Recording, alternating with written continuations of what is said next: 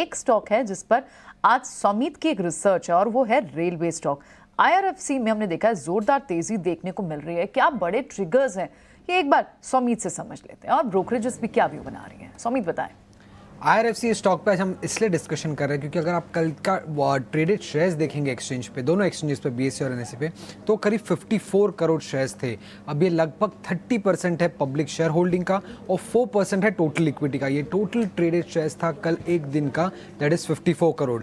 कल के जो वॉल्यूम्स थे वो 4 टाइम्स थे 20 डे एवरेज के सामने, और कल का जो मूव था स्टॉक का वो 20% अपर सर्किट पे स्टॉक लगा था, जो कि सबसे बड़ा मूव था कंपनी के लिए लिस्टिंग से लेके अब तक। अब इस कंपनी की लिस्टिंग हुई थी जनवरी 29, 2021 को। ईयर टू डेट बेसिस पे स्टॉक 100% से ज़्यादा गेन कर चुका है और 10% से ज़्यादा का मूव आईआरएफसी में सिर्फ 4 बार देखने को मिला है लिस्टिंग से लेके अब तक, और ये चारों बार जो 4 मूव जो हुए थे वो पिछले एक महीने में आईआरएफसी में हुए थे।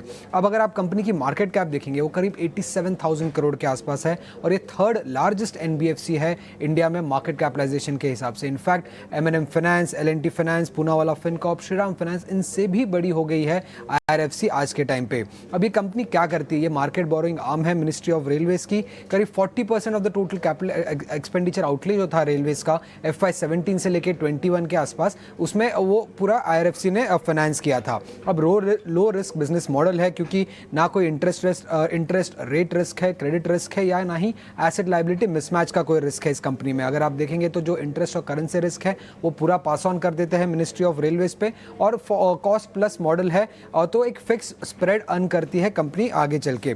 और अगर आप देखेंगे तो 98% जो लेंडिंग है वो मिनिस्ट्री ऑफ रेलवेज को होता है, तो क्रेडिट रिस्क भी बहुत मिनिमल है आईआरएफसी में। बट काफ़ी सारे रिस्क है इस रैली में। अगर सबसे पहला रिस्क आप देखेंगे तो FY 23 का जो डिसबर्समेंट था वो 46% लोअर था ऑन YOY बेसिस, और कंपनी ने क्लियरली ये कहा है कि FY 24 के लिए उनके पास अभी तक कोई भी गाइडेंस नहीं मिला है मिनिस्ट्री ऑफ रेलवे से कि कितना फाइनेंसिंग वो कर सकते हैं आईआरएफसी से, क्योंकि अगर आप देखेंगे FY 24 का जो कैपिटल आउटले था 2.4 लाख करोड़ का, वो पूरा ग्रॉस बजटरी सपोर्ट के थ्रू होगा। तो कितना फाइनेंसिंग आईआरएफसी की तरफ से आएगा उस पर कोई भी क्लैरिटी अब तक नहीं है। उसके अलावा अगर आप देखेंगे तो जो केपेक्स फाइनेंसिंग का ट्रेंड है वो कंटिन्यूसली गिरे जा रहा है। 46% था FY 21 में, वो गिर के अब 19% हो गया था FY 23 में।